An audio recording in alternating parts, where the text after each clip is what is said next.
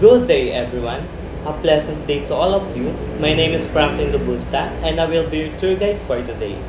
On behalf of our team, I would like to warmly welcome you and thank you for choosing to spend your time with us. Today, we will be exploring some of the most interesting and meaningful places in this area. I'll be sharing important information and historical background to make our tour both educational and enjoyable. Feel free to ask questions along the way. I'll be happy to assist you.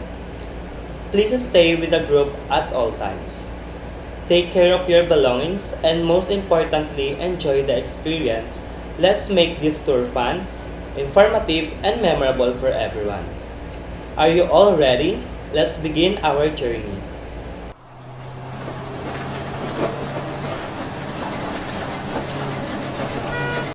Good day, everyone. Welcome to the EDSA People's Power Monument. And I will be your tour guide for today. In the next few minutes, I will share with you the history and significance of this important national landmark. In 1986, the Philippines was under President Ferdinand Marcos, whose long rule and declaration of martial law limited many freedoms, and after the assassination of Ninoy Aquino in 1983 and reports of election fraud in 1986 snap election, millions of Filipinos peacefully gathered along EDSA from February 22 to 25. Through unity and nonviolent protest, they successfully removed Marcos from power and installed Corazon Aquino as president in what became known as the People Power Revolution. The monument features ordinary Filipinos, men, women, religious leaders, and youth, standing together in unity.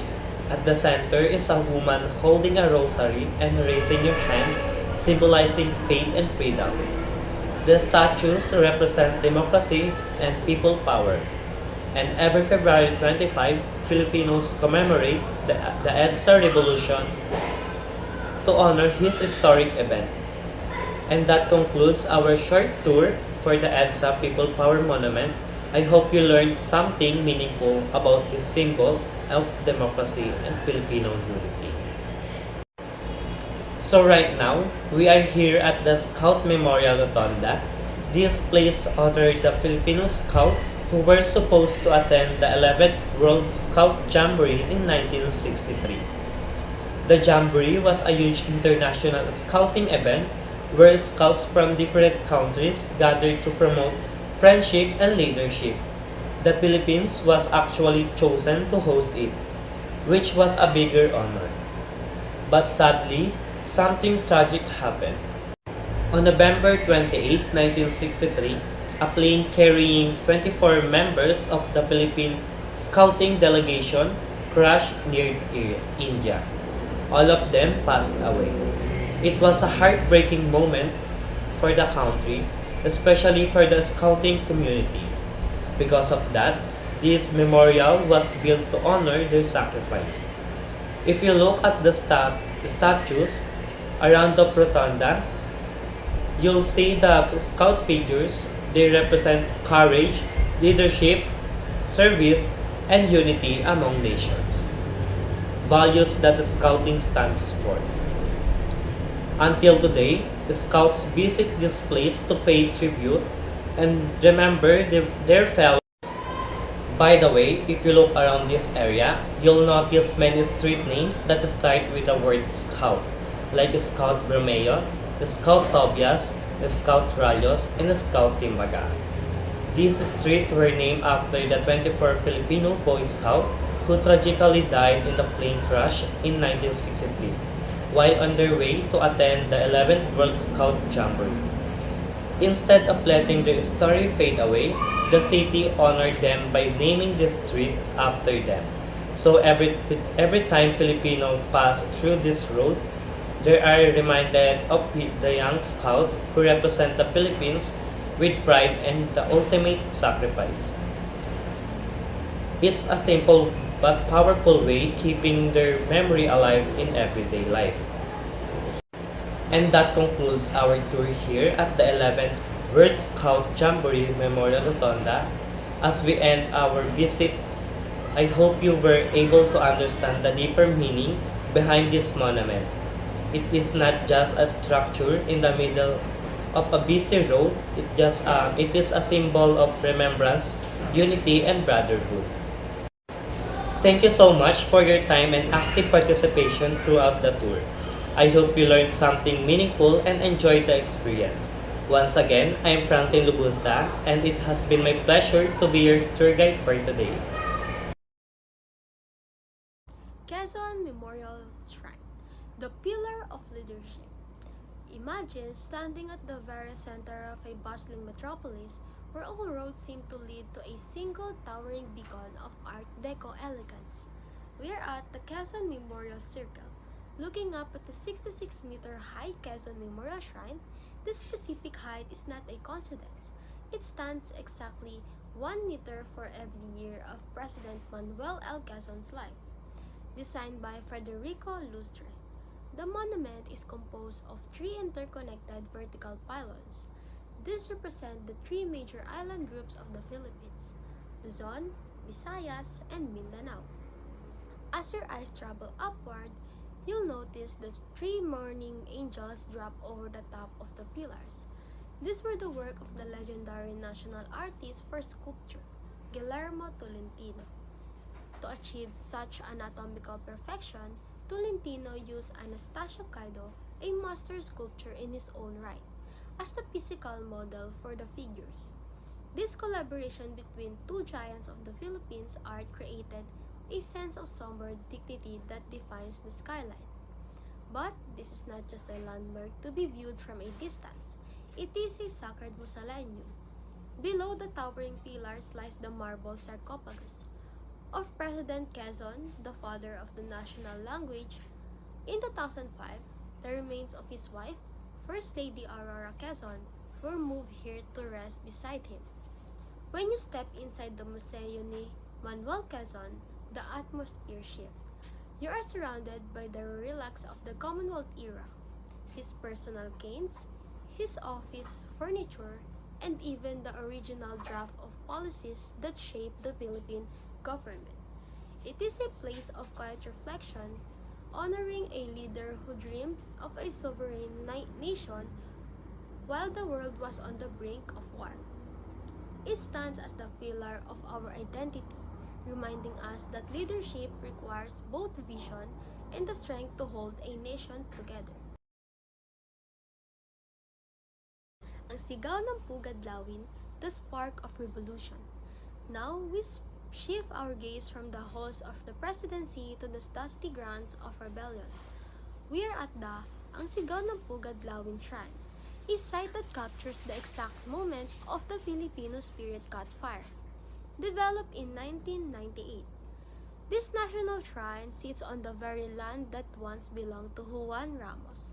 If that name sounds familiar, it's because he was the son of Melchora Tandang Sora Aquino, the grand old lady who fed and nursed the revolutionaries. The centerpiece here is a massive bronze ensemble designed by the acclaimed sculptor Toym Lamau, who carried on the legacy of his father, national artist Abdul Mari Lamau. Unlike the still mourning angels of the Quezon Shrine, these statues are alive with motion. You can almost hear the roar of the Katipuneros. This monument commemorates the cry of August 1896, the definitive break from 333 years of Spanish colonial rule. Look closely at the figures. They are captured in the act of tearing their cedulas or tax certificates. In that era, the cedula was more than just a paper. It was a symbol of being a subject to a foreign king. By tearing them, Andres Bonifacio and his men were committing high treason. They were crossing a line from which there was no turning back. Toym Lamau's work doesn't shy away from the raw, scary energy of that moment. You see the grit on their faces and the desperation in their hands. This was not the clean, organized political meeting. It was a frantic, brave, and earth-shaking revolution. While the Quezon Shrine represents the result of our freedom, Pugad-Lawin represents the price of it. It reminds us that before there were laws and precedents, there were ordinary people with the extraordinary courage to shout enough. Bantayog ng mga Bayani Museum. Bantayog ng mga Bayani in the Filipino language means monument to the heroes. It is a landscape memorial center honoring those individuals who lived and died in the defiance of the repressive regime that ruled over the Philippines from 1972 to 1986. A 14-meter Inang Bayan or Mother Philippines monument designed by sculptor Eduardo Castrillo stands on the grounds of the Memorial Center, depicting the self-sacrifice of a fallen figure of a man, held in one hand by the rising figure of a woman who symbolized the motherland, while her other hand reaches for the glorious sun of freedom. In the distant stand a wall of remembrance where the name of martyrs are inscribed.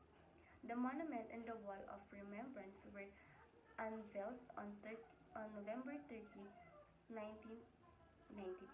After visiting the Philippines, immediately after the 1986 People Power Revolution to rejoice over the downfall of an authoritarian regime, Dr. Ruben Malati, a Filipino-American medical doctor, suggested the establishment of a memorial to honor those martyrs who sacrificed their lives for the cause of freedom and justice but failed to witness the dawn of freedom.